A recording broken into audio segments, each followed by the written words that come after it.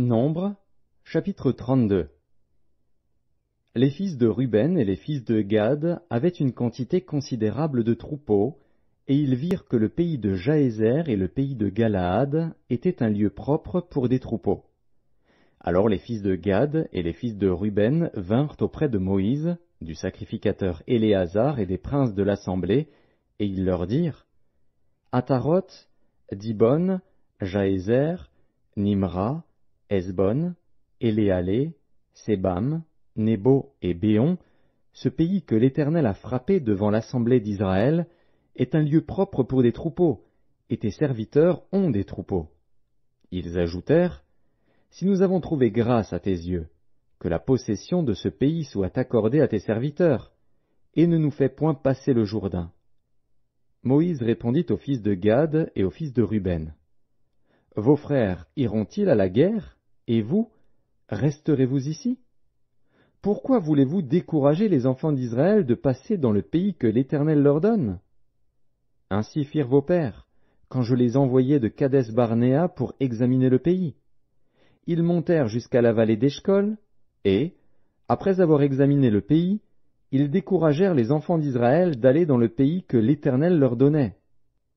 La colère de l'Éternel s'enflamma ce jour-là, et il jura en disant: Ces hommes qui sont montés d'Égypte, depuis l'âge de 20 ans et au-dessus, ne verront point le pays que j'ai juré de donner à Abraham, à Isaac et à Jacob, car ils n'ont pas suivi pleinement ma voie, excepté Caleb, fils de Jéphuné, le Kénizien, et Josué, fils de Nun, qui ont pleinement suivi la voie de l'Éternel.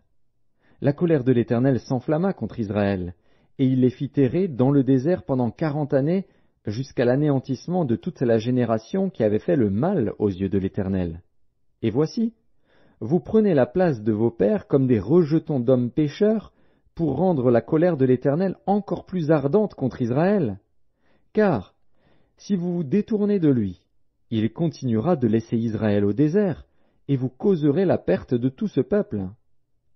Ils s'approchèrent de Moïse, et ils dirent: Nous construirons ici des parcs pour nos troupeaux et des villes pour nos petits-enfants. Puis nous nous équiperons en hâte pour marcher devant les enfants d'Israël, jusqu'à ce que nous les ayons introduits dans le lieu qui leur est destiné, et nos petits-enfants demeureront dans les villes fortes, à cause des habitants du pays. Nous ne retournerons point dans nos maisons avant que les enfants d'Israël aient pris possession chacun de son héritage.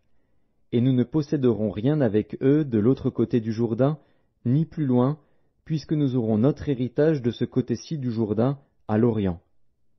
Moïse leur dit: Si vous faites cela, si vous vous armez pour combattre devant l'Éternel, si tous ceux de vous qui s'armeront passent le Jourdain devant l'Éternel jusqu'à ce qu'il ait chassé ses ennemis loin de sa face, et si vous revenez seulement après que le pays aura été soumis devant l'Éternel, vous serez alors sans reproche vis-à-vis de l'Éternel et vis-à-vis d'Israël, et cette contrée-ci sera votre propriété devant l'Éternel. Mais si vous ne faites pas ainsi, vous péchez contre l'Éternel. Sachez que votre péché vous atteindra. Construisez des villes pour vos petits-enfants et des parcs pour vos troupeaux, et faites ce que votre bouche a déclaré.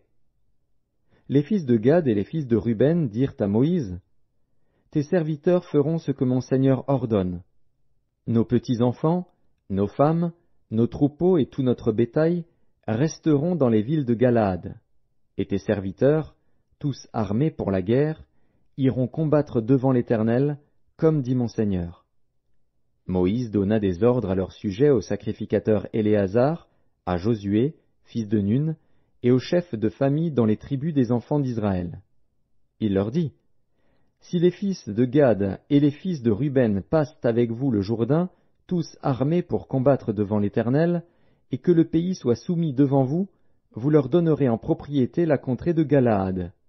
Mais s'ils ne marchent point en armes avec vous, qu'ils s'établissent au milieu de vous dans le pays de Canaan. Les fils de Gad et les fils de Ruben répondirent: Nous ferons ce que l'Éternel a dit à tes serviteurs. Nous passerons en armes devant l'Éternel au pays de Canaan, mais que nous possédions notre héritage de ce côté-ci du Jourdain. Moïse donna aux fils de Gad et aux fils de Ruben, et à la moitié de la tribu de Manassé, fils de Joseph, le royaume de Sion, roi des Amoréens, et le royaume d'Og, roi de Basan, le pays avec ses villes, avec les territoires des villes du pays tout alentour. Les fils de Gad bâtirent Dibon, Ataroth, Aroer, Atroth-Shophan, Jaézer, Jogbéa, Beth-Nimra et Beth-Haran, villes fortes, et ils firent des parcs pour les troupeaux. Les fils de Ruben bâtirent Hesbon, Éléalé et Kirjataïm, Nebo et Baal-Méon, dont les noms furent changés, et Sibma, et ils donnèrent des noms aux villes qu'ils bâtirent. Les fils de Makir, fils de Manassé, marchèrent contre Galaad, et s'en emparèrent. Ils chassèrent les Amoréens qui y étaient. Moïse donna Galaad à Makir, fils de Manassé, qui s'y établit. Jaïr, fils de Manassé, se mit en marche, prit les bourgs, et les appela bourgs de Jaïr. Nobak se mit en marche, prit Kénath avec les villes de son ressort, et l'appela Nobak, d'après son nom.